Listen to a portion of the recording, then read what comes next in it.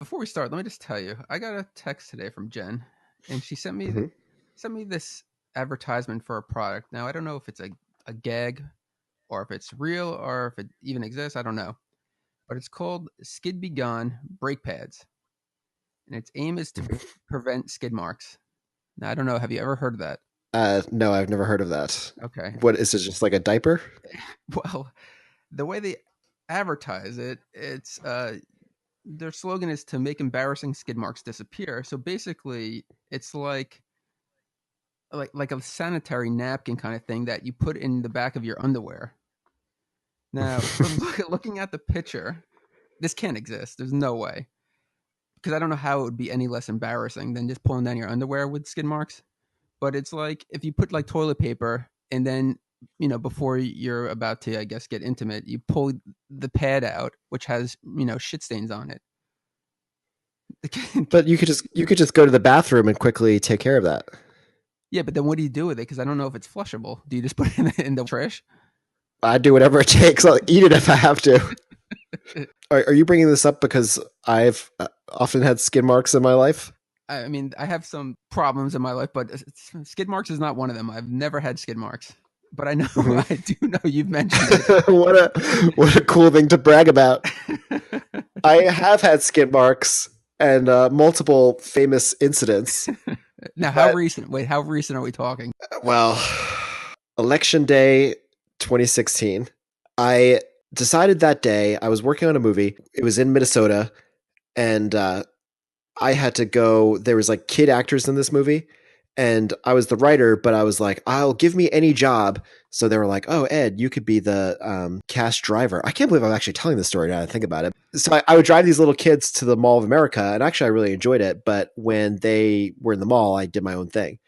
And on election day, I was like, the one of the kids wanted to go to two movies. Went off that day, and Wait, they wanted to go to two movies in a row, or two different kids wanted to go to two separate movies? they wanted to go to two movies in a row. Okay. They talked a lot about how their family would do this. Like, see, like we're gonna go to two movies in a row. So I was like, okay, when they're in the movies, I can't even look at the election returns. I'm just gonna turn off my phone, and I'm gonna like do everything that the Mall of America has to offer. I went to the aquarium. I played mini golf alone, which I remember sending you a photo, and you were like, "You're playing mini golf alone." Yeah, I remember I that. went in the mirror maze, which was a fun time. Did you get Solved it in lost? like Oh, 8 seconds. No, it was really easy.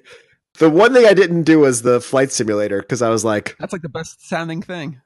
I know, but it was really bleak looking inside, and there was no one in there, and like I didn't really want to interact with the one employee. There were skid mark stains on the seat, wasn't there? Well, I don't know when the skid marks developed, but I walked like so many laps in the Mall of America. Like I must have, not even exaggerating, I probably walked like 10 miles, and I just started feeling like itchy and weird.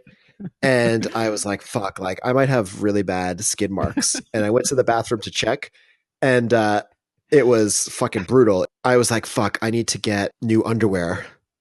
So you had to And go look for new underwear in the Mall of America. yeah, this was when American Apparel was still around.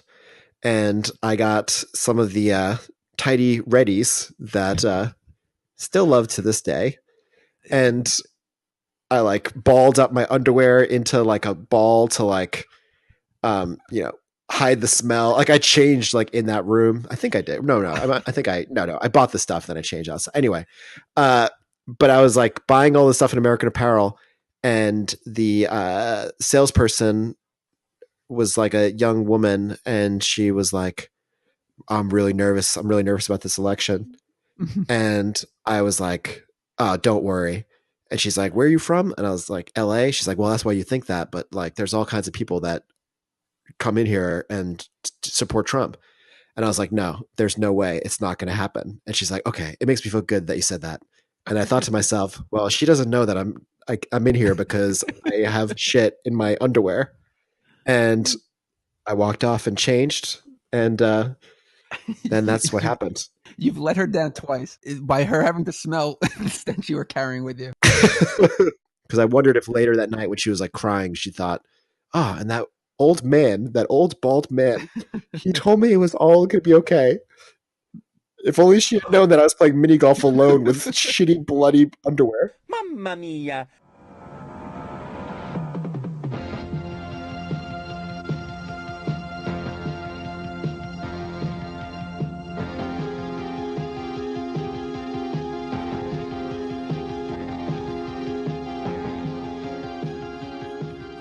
Glad to be back. Another week. We're here doing this again.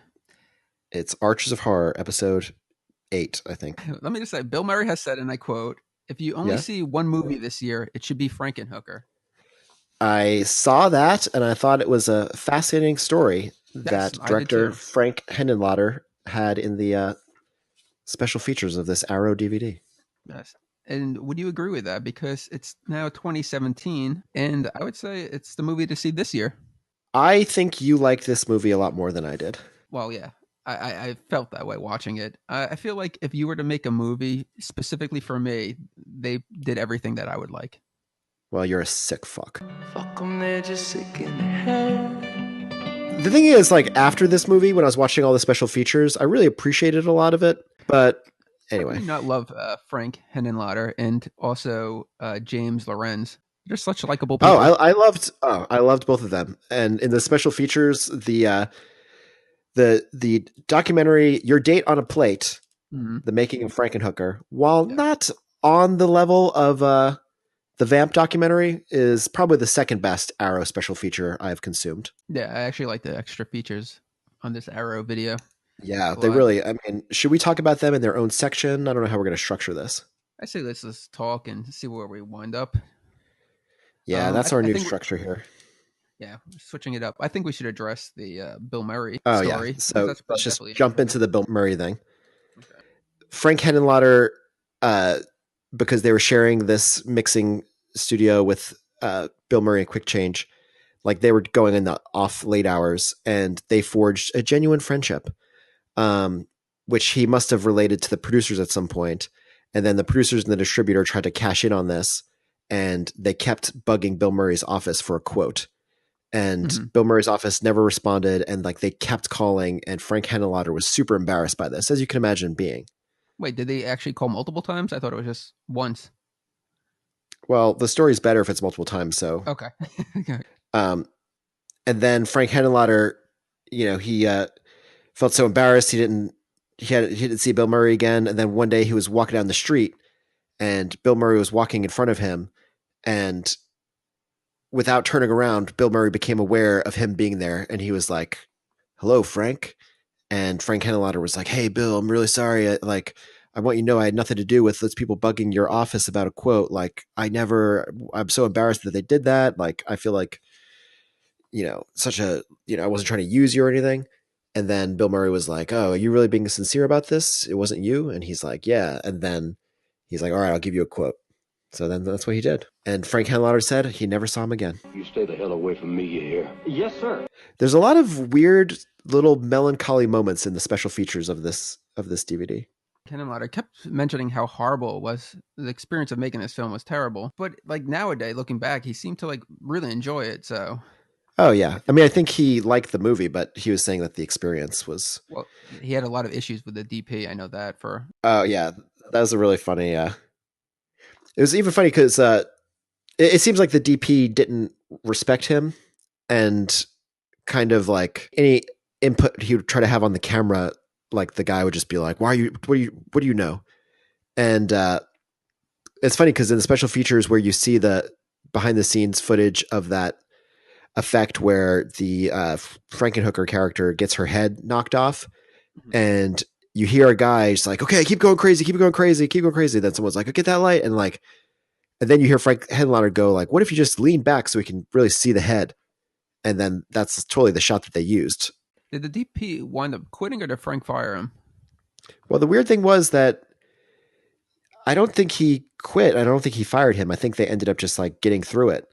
I think Frank Henenlotter said that he took over, and for like a few weeks he was just shooting it. He took over from the first guy. There was another guy came in after that. Oh, okay. So he had problems with both DPs, is what you're saying? Yeah, the first DP was just like disappearing on him, and at one point told him like, "Hey, I got to do this part time," which on a low budget movie, you're like, "How's that possible?" And then so Frank Henenlotter was like, "Okay, I'll shoot it." And then the producer showed up and was like, "Wait a second, what? You're shooting it? No way!" And then he got like a DP he'd worked with on previous productions. The other thing I noticed, I looked at IMDb, and we just mentioned that the filming took 6 weeks. I mean, the agreement was that right after they filmed Frankenhooker, they would film Basket Case 2, which was another 6 week long project. Yeah. Did you look at IMDb by any chance, or the trivia?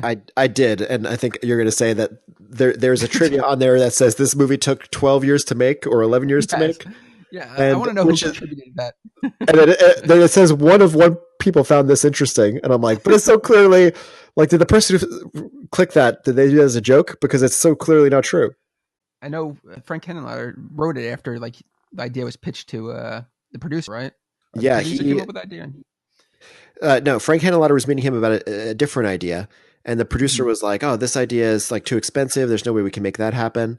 He's like, "Do you have anything else?" And Frank Henenlotter was like, "Instead of saying I didn't have anything, I just decided to come up with something on the spot." And he was just like, "Okay, there's a guy and his fiance dies, and then he brings her back with pieces of prostitutes."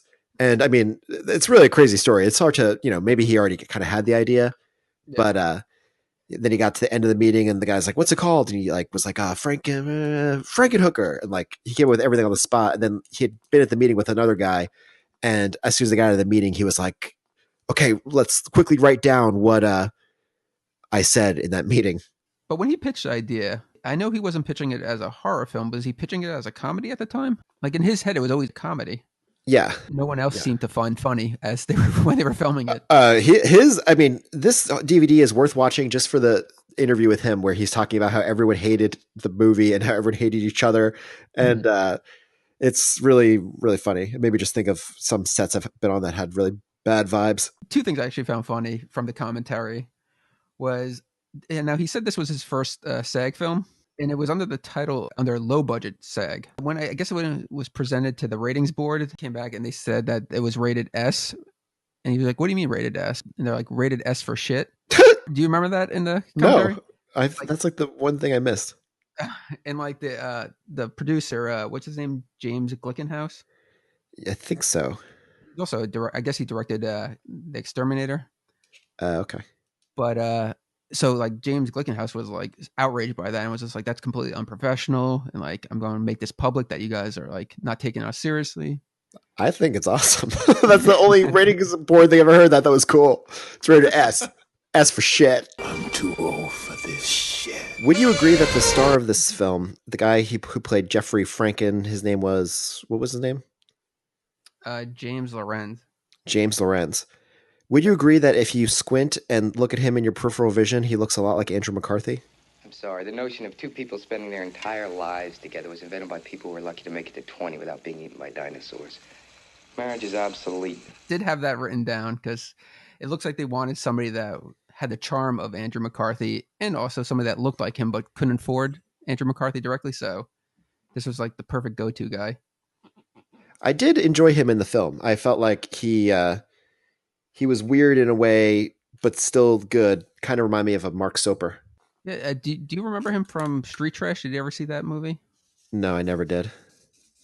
I have to say, I thought for sure he was putting on like an accent, like an over-the-top, like New Jersey accent. I can make you into anything you want. I can make you the centerfold goddess of the century. Mm-hmm. But that's his real voice. And he kind of sounds like, do you know who Joseph Bologna is? No. He was do you remember Rags to Riches and like Top of the Heap, I think?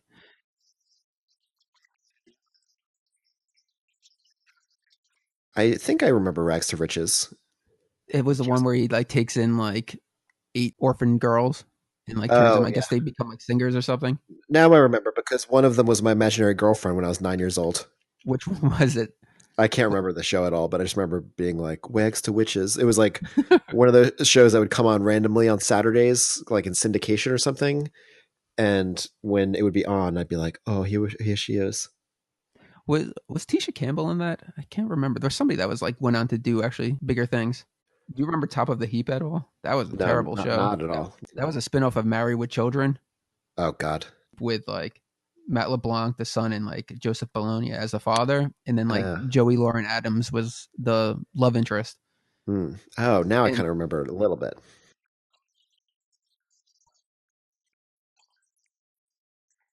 One of the scenes that stands out to me, do you remember when Jeffrey Franken is looking to solicit sex workers and he goes he's driving around New York commentating at all the women that he's looking at, and all the sex workers are actually, that's real footage of yeah. Where were they? Where did they actually film though for that? Did they say? They were saying Commentary? 33rd Street. Do you remember that back then? Do you remember going down there? Oh yeah. I was gonna save this for a different section, but yeah, like scary New York City memories. Yeah, I remember like my dad taking when my dad was a police officer and he would take me into the city, and it was such a scary place then. And like he always carried his gun on him, even like obviously when he was off duty. And there's a few times that he had to apprehend some people. Really? Go on. I just remember there was like a commotion, and the next thing I know, I saw my dad like holding some guy on the floor, and of course the guy was like freaking out, and I don't know what the circumstances were, but I was just like very proud of my dad at that time. I was just like, he's keeping the streets safe. I don't know if I should be the one to tell you this, but do you know that your dad actually hired an actor? He was trying to impress you. It worked really well. I had a crazy, this is not really a scary New York City memory, but well, it is, but I was recently with someone in a crowd and they were like, oh, I hate crowds. And I was like, yeah, me too. And then I was like, I wonder why I do. And then I was like, huh. And I totally remembered the 1984 Olympic parade. You went there? I was there. And this is going to sound crazy, but right near me, this scaffolding collapsed, like that people have been standing on. And you had a near-death experience? No, like it was across the street. And but like it was complete pandemonium. And my father and my uncle Vinny ran to help, and I was like left with like my brothers. And it didn't occur to me till like last week when this memory came back to my mind to like Google that. And it was like in the New York Times, like 100 people got hurt or something. I've seen things you people wouldn't believe. All those moments will be lost in time.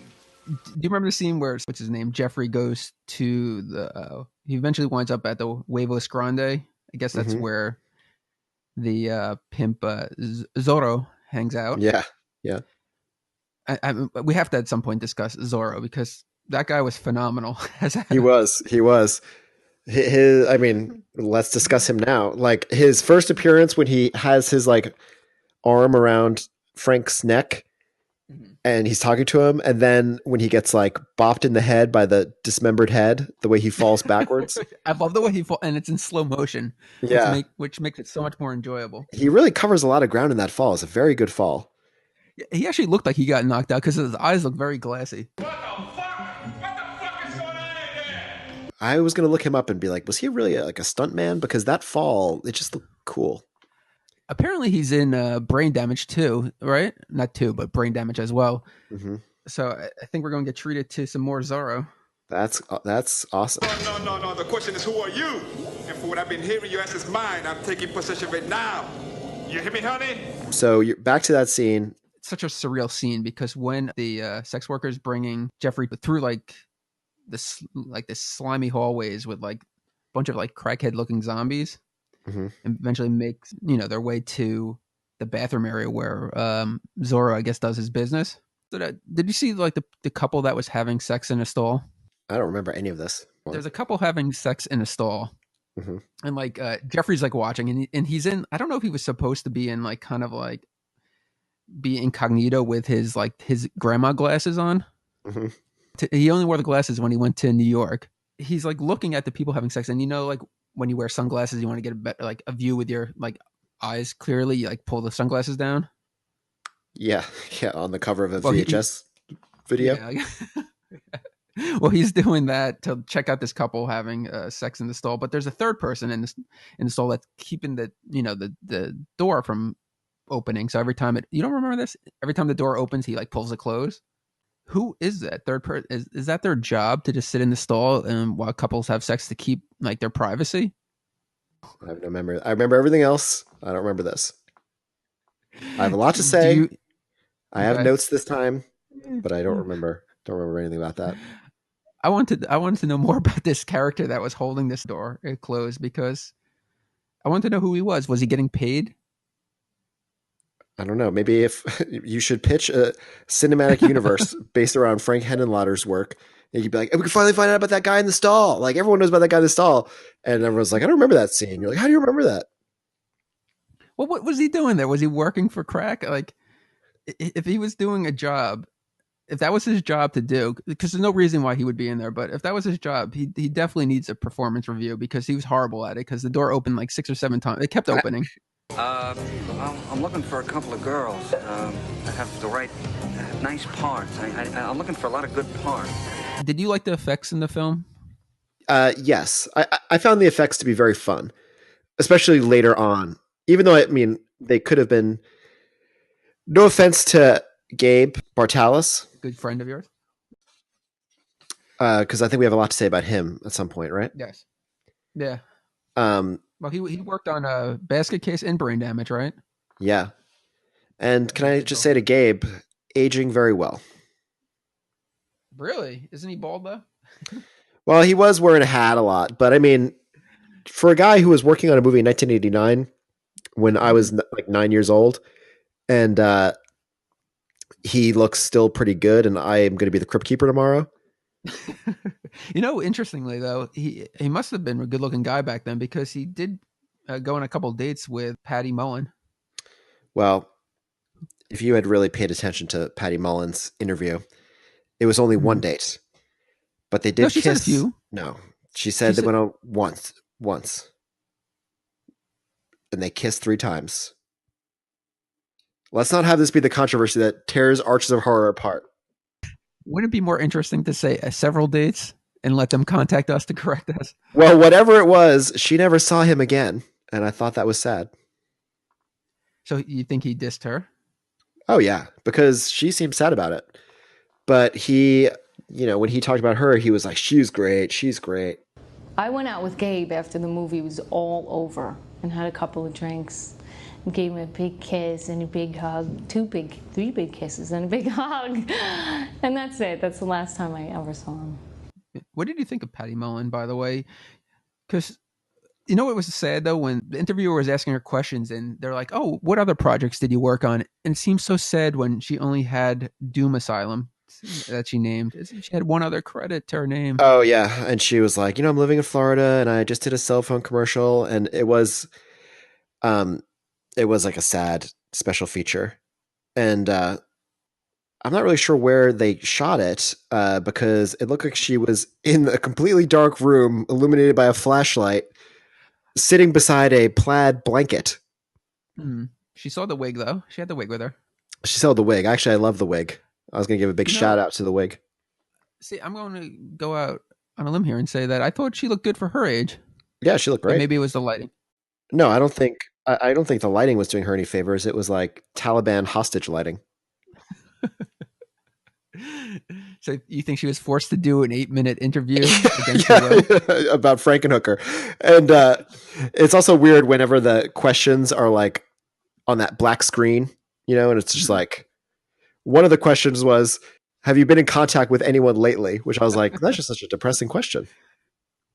What about when they made her hold up the newspaper with the date, the date when it was done? I felt like a lot of her answers were sad, though. Like, they were sad. Like, because she was just like, "Oh, it was so much fun. I had so much fun. Everything about it was fun." And then it's just like, I have 2 kids now. I'm begging. She said, like, I'm like, would love to get in touch with Frank now and have him do a sequel, like Frankenhooker 2, like goes to Mars. It was fun. It was a lot of fun. It took a long time to get into the makeup and a long time to get out of it, but I keep telling them to do a Frankenhooker 2. Frankenhooker goes to Mars. Frankenhooker goes surfing. I don't know. It was a lot of fun. It really was. I would definitely do it again. A strange sense of melancholy hung over all of the special features on this DVD. It really did. I feel like on your next project, you should hire her because she was. I thought she was great in this movie. Yeah, she is great in this movie. She, as the title character, Frankenhooker, for the most part, has like a series of twitches and like facial things she does that are really fun. And even her delivery of the lines that the other sex workers say. Yeah. Like, want a date? Want a date? Going out? Looking for some action? Need some company? I love the way this film opens up. I love the look of it. Yeah. I love that there's a certain weirdness to it. It reminded me a lot of TerraVision. I don't Oh, think you're yeah. a fan of that one either. Well, yeah, but I can see why you like it. And I was reminded of Eating Raoul, which has a TerraVision connection.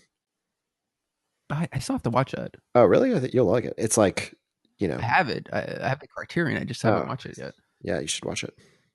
Their characters also appear in Chopping Mall. Really? Oh, Yeah. that's right. I did know that. But yeah, it's got like a campy but fun it's like the movie's always in tone with what it is. Like it's always like you're never laughing at it. I was wondering if I saw this when I was like a teen, if I would like laugh at it thinking it was corny, not that it was always intentionally corny. Oh, great. Trigger likes you already. The brain in the jar with the eyeball, it's kind of I think it's the first thing we see in the film. It's the early invention that Frank has been working on. And what was it? That's what I wanted to know. And I had that as a question to ask you because he lives with his mother, but there's no mention of the father. So is it the father? Oh, I don't think so, because the way that the mother interacts with it. The mother, played by Louise Lasser of Blood Rage. She really phoned it in on this one too. Jeez. Well, she was sick. She was recovering from an illness, so she couldn't really speak. Yeah, her voice is very hoarse. And they said that because of her illness and being in bed, she couldn't really learn the lines. Still great to see her. Well, you don't find someone by hiding from the rest of the world or keeping yourself cooped up in here or in the garage or in that stupid power plant. Why don't you go back to medical school?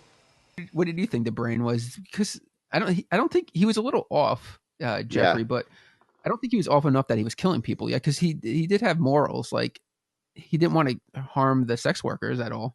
Yeah, they did a good job of making him. The first time I was watching it, I turned it off when he was like went on his mission to go kill sex workers, because I was like, this is going to become really like, I thought it was going to become like a weird serial killer movie or something.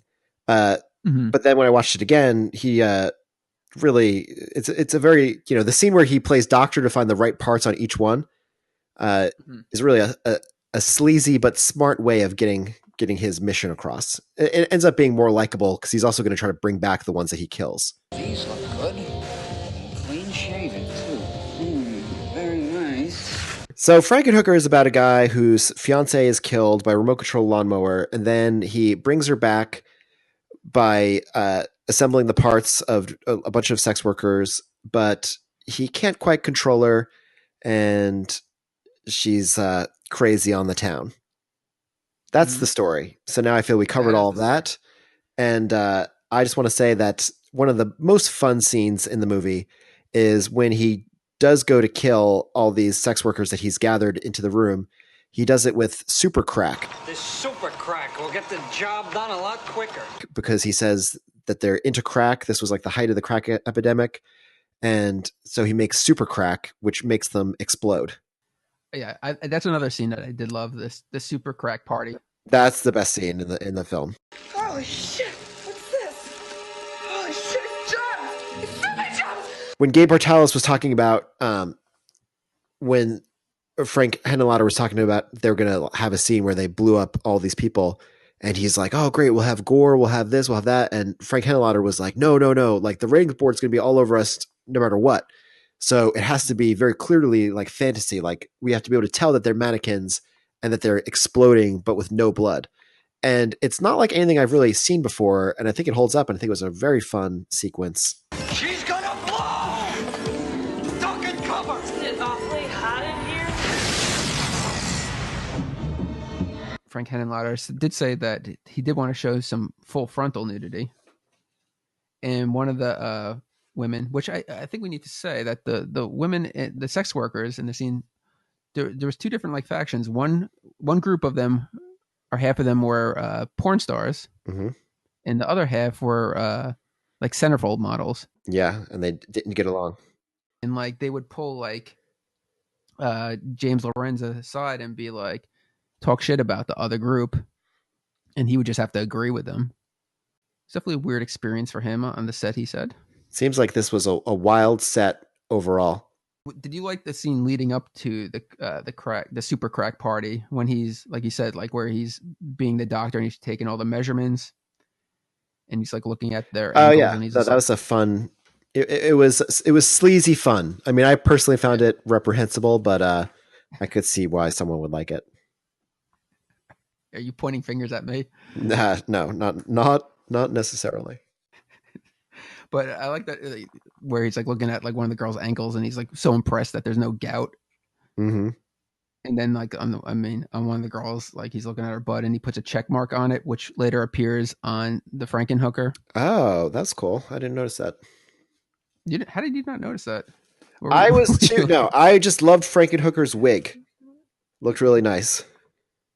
What about her big Frankenstein shoes? The big Frankenstein pumps. Didn't notice those. Did you like? And then when he's like looking at the women and he's like admiring their legs, he's like going through their legs like they're standing over him, and it's very reminiscent of the Big Lebowski shot. Oh yeah, it is. I wonder if I'm sure there's like a lot of movies that have done shots like that. So I'm not saying Big Lebowski is ripping that off, but the Coen brothers are into kind of weirder stuff. So who knows? Oh, I'm sure they've seen this. Yeah. But it's funny because like right before the crack party, he's kind of has a change of heart.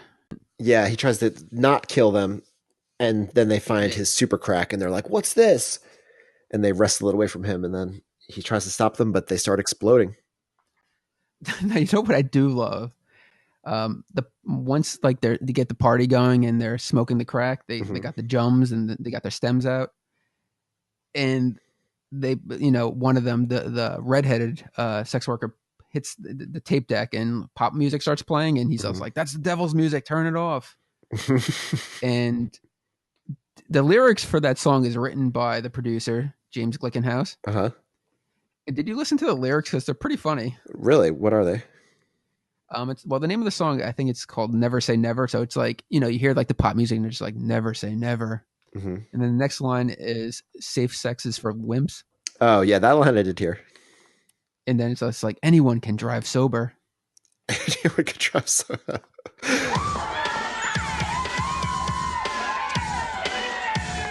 say no. Oh, no, not the devil's music. Turn it off. That's no good. It's a deadly mixture. Please, it's telling you to do things you shouldn't be doing. Safe sex is for wimps. Anyone can drive sober.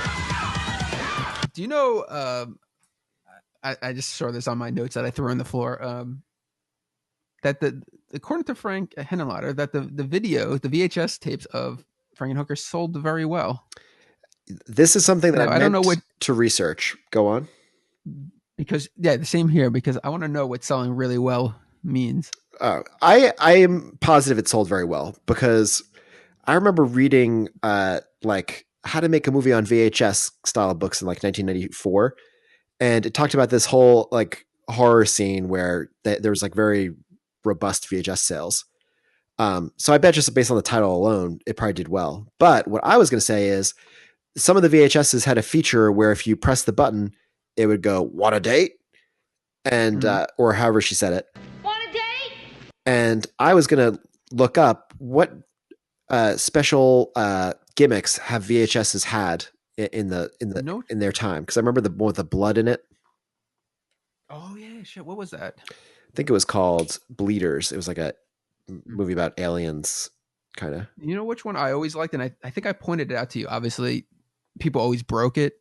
And remember when we went to that VHS store that's no longer in business now? Oh yeah, like 3 months ago. It was the cover where there was like a zombie or like the undead crawling out of the ground and his eyes lit up. Remember, it had like the little LED lights, and not LED then, but it was like the little lights that lit up green. Yeah. And like, of course, people, like if you saw it in the store, they would just like push it in, so they broke them. But of course, when we saw it like 3 months ago, it wasn't working. But that was one that was like always stood out to me, because if I had the money, I would have definitely bought it back in the day, just based on that. Yeah, that's cool. Now, when you talked about robust sales, was that because it's like places like Suncoast Video were charging like $60 to $80 for some certain VHS? That is crazy. You couldn't afford it, honey. I love the news thing where it's like her personality came raining down upon the crowd. She was a human salad, a salad that was once named Elizabeth. Oh, I love that scene. He watched that on VHS, right? He kept the news. Yeah. And that's the scene where Louise Lasser comes in and she's like, "You're watching it. It's not good for you." Which made me think, what are some things that you've watched that you've been like, this is not good for me anymore? Like funny things or just like things I can't believe I still watch? Like things that you obsessively watched or whatever, and then you're kind of like, oh, it's not good to keep watching this.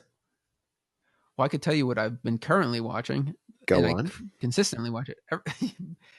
When I go to bed at night, I have to watch something to put me to sleep. And I think you do the same with podcasts. Yeah. My thing is I watch like old music videos that I grew up watching on like... Wait, what? Me too. But I like to give them my full attention. Yeah. So last night I was watching Shiny Happy People. Mm-hmm. Do you remember that video? Yeah.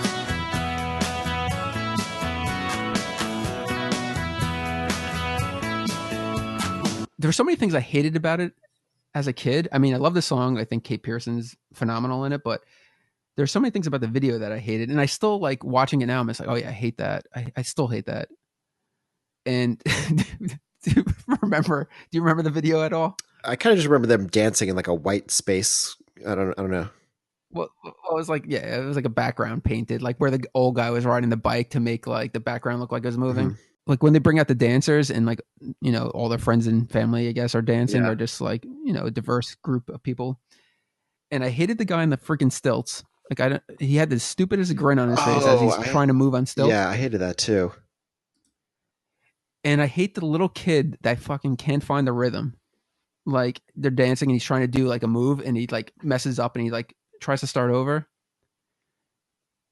And I always hope that he grew up to be a disappointment to his family because I just hate that kid so much. It's so funny that you mentioned this because I remember having a really you are that kid. I know. I remember having a really strong reaction to this too, and being like the song would really annoy me in a way because like I felt like what, this actual song? Yeah, I never liked the song when I was a kid because I'd gotten really into REM off of Stand. I remember buying the tape at like weirdly at some. I hated the video for that. I hated the old woman in that with her fucking socks.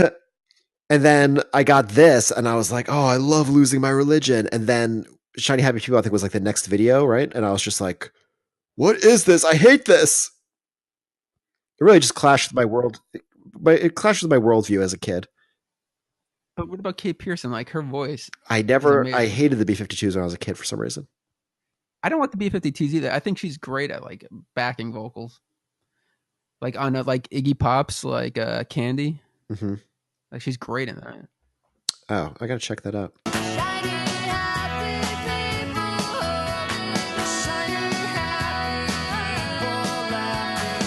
I don't know about you, but at nighttime I feel like I get more emotional, more sentimental. Definitely.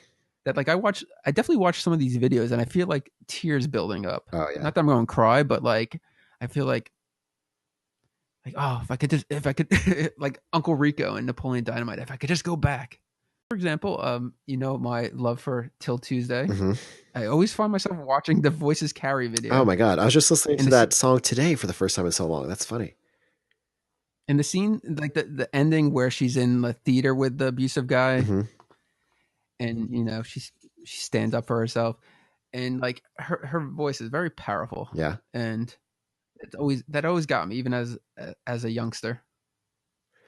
I always liked at the end of the song. I always liked when multiple voices were going at once. I think because I like musicals, you know. And when there's multiple, like when there's multiple Amy Manns going, that's amazing.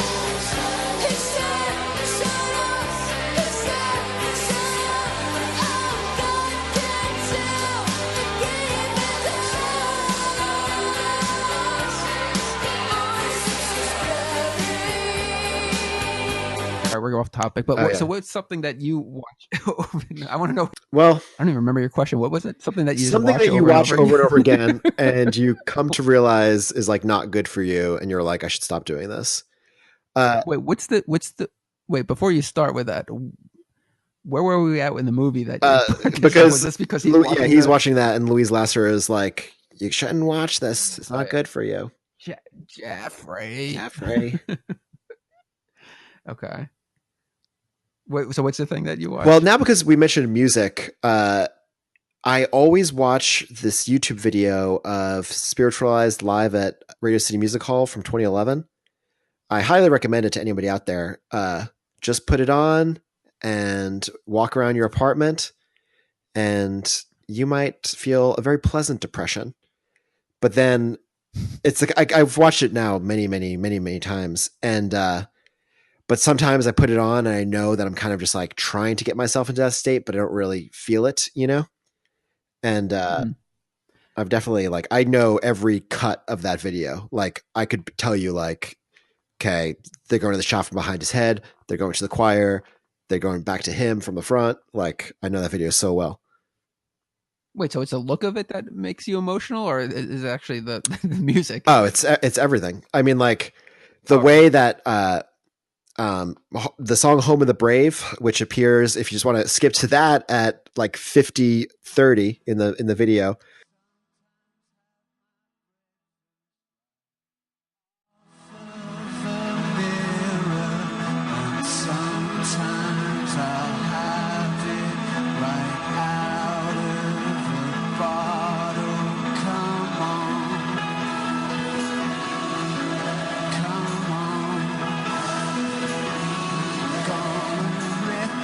Yeah, that would be one thing. Another thing I would say, two things would come to mind. First thing, I used to always watch The Third Man in college, like every single night. And the crazy thing is, I used to watch it with the volume on, and I had a roommate, and it was a dorm room. And that guy must still tell stories about me where he's like, this guy was listening to he's watching some old movie every night, and it had the craziest, like, twangy music. It's like, doo-doo-doo. Wasn't your roommate Richard Ramirez? Is that how he got his start? I drove him crazy, and he became a killer. And the other thing I would say is that we talked about before when we were little kids, our parents would let us rent anything. And I used to rent horror movies all the time. I watched Last House on the Left when I was like 6 years old. But for some reason, the thing that finally broke me was the movie Troll, because he was standing next to the washing machine. And I was always afraid of our laundry room. And I couldn't sleep anymore. I was so afraid all the time. So I forced myself to watch Disney movies. Like I was like, I got to get into rehab. I didn't even like love Disney, but I watched everything. And like, once you're just like re-renting Silly Symphonies and like Bedknobs and Broomsticks, which I never liked at all. And I was just like, was that from the library? Because I feel like I rented those from the public library. It's from South Shore Video. Oh man, you were paying for those? Yeah, I was.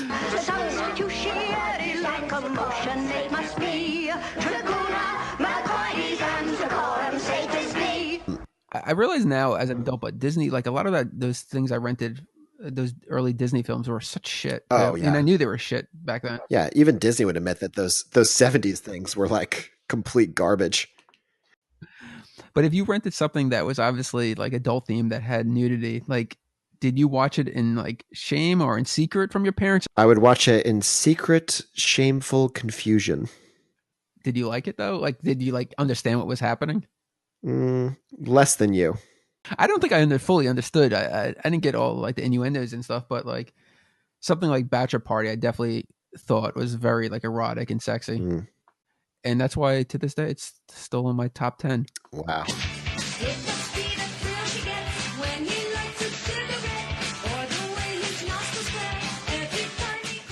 But anyway, so you were saying about like where Louise Lasser comes in and catches him watching that the news footage. I thought that was pretty funny. Yeah, I love the news. I know you did some of the dialogue. Yeah, but she's just like in the like the reporter voice, like where she's like wood through a mulcher, the girthful fiance disappeared beneath the blades of the berserk mower that sent her personality raining down upon the horrified birthday revelers in a blaze of blood, bones, and body parts. Wow, that's good. And then I like what you said with like a salad that once was named Elizabeth. A salad once named Elizabeth. The vivacious young girl was instantly reduced to a tossed human salad, a salad that police are still trying to gather up, a salad that was once named Elizabeth. I think, is that the scene where we see the Morton Downey Jr. reference? No, that comes later. That's when he comes up with the super crack, because like he's trying to think of a way. Did you ever watch Morton Downey Jr. back then? Yes, I was so repulsed by it.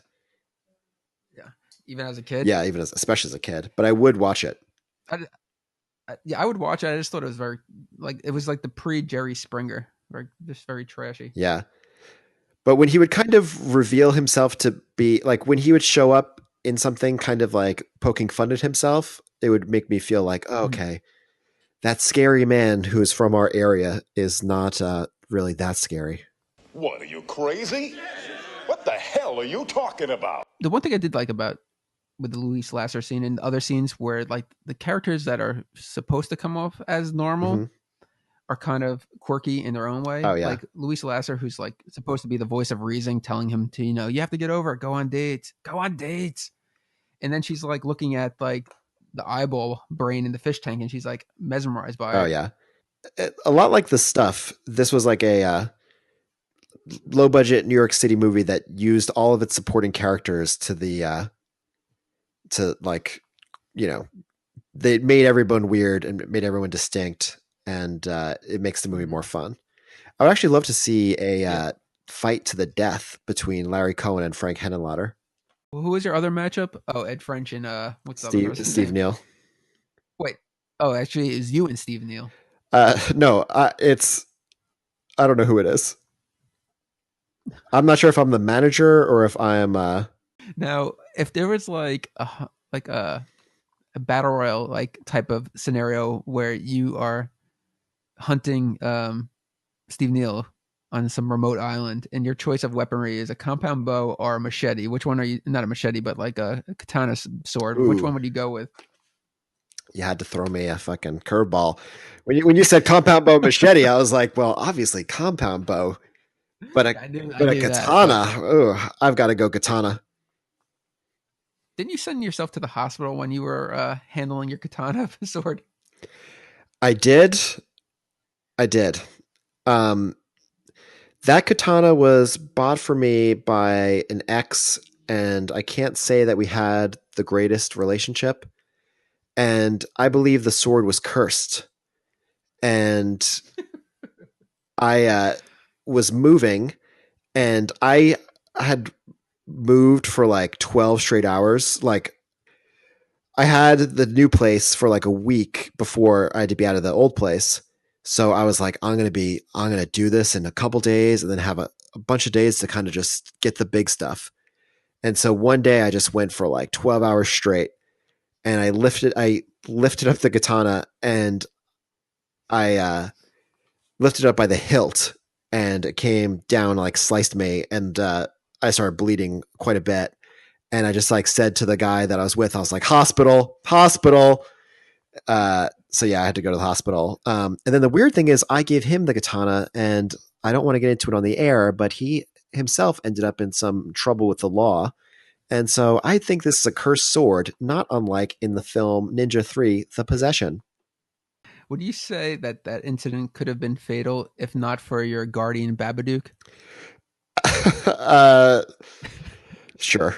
If it's in a word or it's in a look, you can't get rid of the Babadook. In the opening scene, I'm going backtracking for a second here, when Elizabeth reveals to her dad that she got him a lawnmower for his birthday, and Jeffrey like rigged it so it was radio controlled. Did you ever want to make anything radio, like do it yourself, like a radio control device or like a robot or anything? Oh, all the time. Did you make sketches or you just went for it? I don't know where to begin. I just always fantasized and always embraced any kind of gadget I could come across. But I always fantasized about building things, but I was never good at building things ever, as you know. And I wasn't either. The funniest thing is, ever since I was a little kid, I thought that if I was like, I'm gonna get a long plank of wood, like picture like a 2x4, but I guess it's more like a 2x16. And on the far end, I was going to put a light bulb, and then I was going to put like 100 magnifying glasses in front of it. And I was like, that would make a laser that will like, and I thought I was the only person who had ever thought of this. And yeah. What did you wind up doing? I never constructed it, but I would think about it all the time. I was like, I just get the plank, I get the thing, I get the magnifying glasses. People ask me what I'm up to. I just say, nothing, just leave me alone. It wasn't until I was in 11th grade in physics, and this is the advanced class, and we were talking about something kind of similar to that, and I raised my hand, and I was like, hey, I've always thought, like, so could you take a light bulb and to make a light bulb and then just a bunch of magnifying glasses, like 30 magnifying glasses? And Mr. Brunel was like, what? You think that would work? And not only did I think it then, but I had thought it for like 10 years. I was always like, man, I could invent this laser later on at some point. But I am a man of science, not of war. I intended to die and death ray to be used for good, not evil. Okay. To help mankind, not to destroy it. You want to start with talking about some of the effects? Yeah, the effects in general, just very fun, I was going to say when that guinea pig blew up, guinea pigs were big in the 80s. Why are they? I thought like hamsters were big. Hamsters were really big. I don't remember anybody having a guinea pig. Who had a guinea pig that you I knew had of? one. He died Really of cancer. So they said. Oh, that's I remember as he was dying, I played him every song I could think of on the kazoo. What a way to go. I remember sitting on the stairs and like crying and like playing the kazoo for my guinea pig. And that was, I don't know. I think I should talk to my therapist about that. Wow, if you weren't a guinea pig, I'd jump in that cage myself. I have a lot of notes, which I think I could just run through really quick. But what else do you have to, or do you want to go through your things? I have some things to say. All right, go on. In the scene when he comes, when he gets into New York City, when he's trying to track down Elizabeth, and he's asking people, have you seen like this tall girl with purple hair and stuff? And he asked a guy who he claimed was Rutger Hauer in a weird cameo. He asked this random Swedish guy on the street, and I was like, who is that? Like, he looks so familiar to me. I was shocked to find out it was nobody. It does look like Rutger Hauer. He was tall. I don't know how tall Rutger Hauer is, but he's wearing a Batman shirt, which I guess came out when they were filming. Actually, probably before that. And he does like a Swedish accent, but then afterwards he smiles at the camera. So I thought it definitely was Rutger Hauer until like the person off camera said no, actually it wasn't him. Yeah, I agree. Another weird extra when Elizabeth is as a Frankenhooker and she's on the streets of New York and she's like going around being like, "You got any money?" And then like hits him. And the guy that after she hits the one guy and like the businessman guy, and then there's a guy that kind of looks like Courtney Gaines from the Burbs and Children of the Corn, and he's like, well, look at the lady in purple. What truck hit you? And she's like, are you looking for some action? And he's just like, hey, get your hands off me, babe.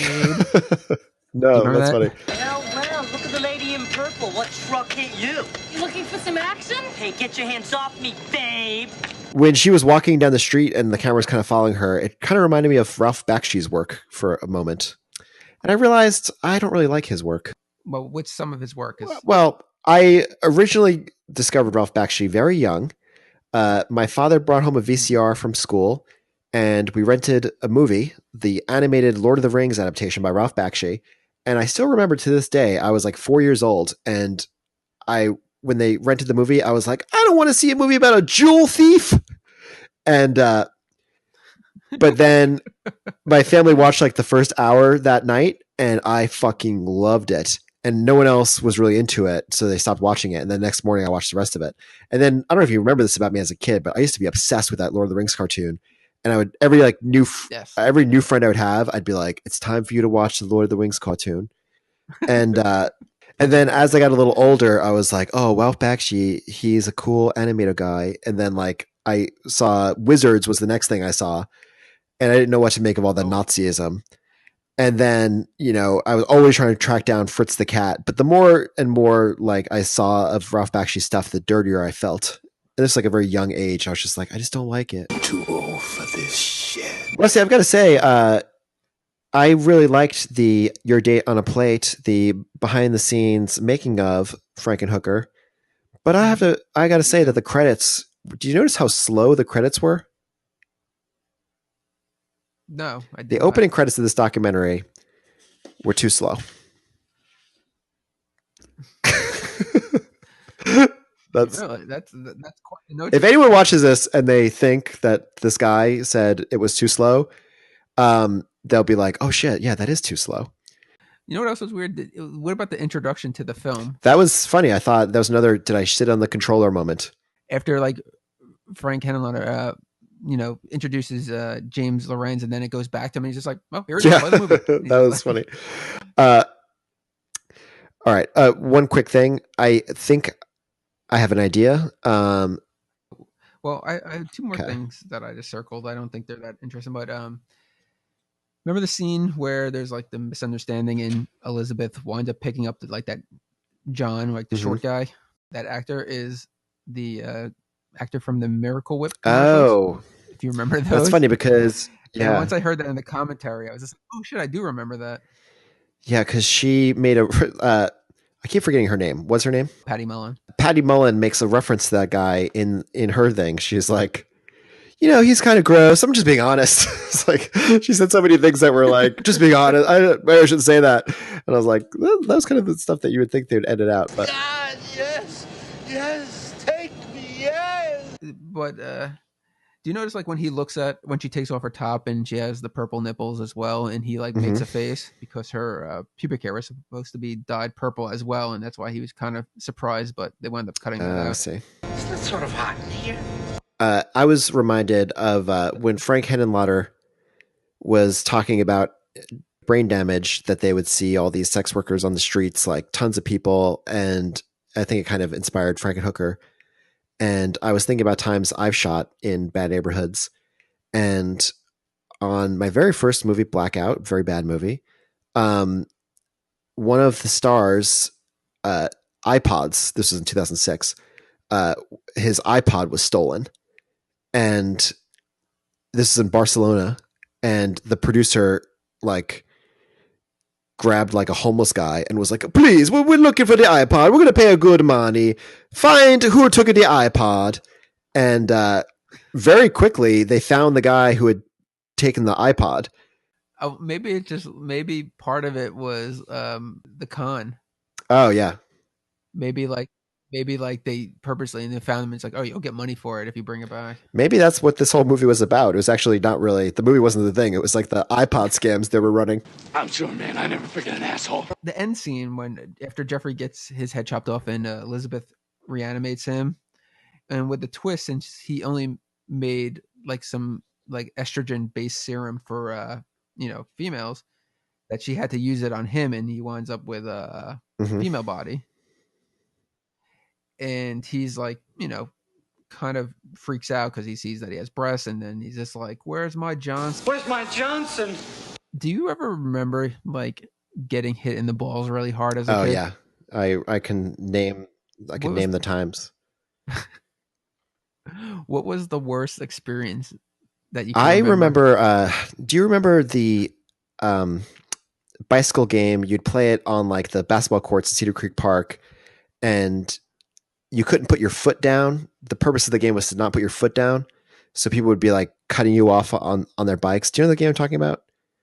No, it sounds dangerous. I didn't live that kind of lifestyle. No, but it was you go really slow because you're I don't know. Hold on. Were you on a bike or were you a pedestrian for this as well? No, at this point I had learned how to ride a bike. But at one point I tried to turn and the handlebars just went straight into my crotch and then just hit my balls so perfectly that it just felt that feeling of just, it's so hard to describe, but it's just as if the floor of your body drops out from beneath you and you're just oh. Did you throw up or dry heave? No, but I did feel really horrible. And I remember trying to blame it on one of my friends who had nothing to do with it. It was completely my fault. I was like, "You made me turn. You goonie!"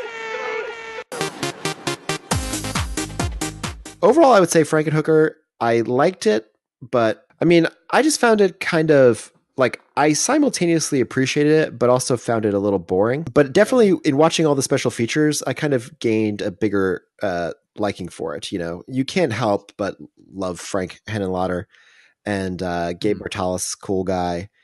And, so it's definitely a fun movie. I'm glad we watched it. Is it? Would you recommend it though? I would totally recommend it. Yeah. I don't know that I would. I mean, I do really like the purple wig, so it's almost worth seeing for that. What's your obsession with the purple wig? I liked it. I thought it was a cool wig. So the purple wig definitely accentuated her beauty. Yeah. You would say? Yeah, I guess I would say that. I agree. All right. Well, that's Frankenhooker. That's Frankenhooker. Who even knows what this episode is? No,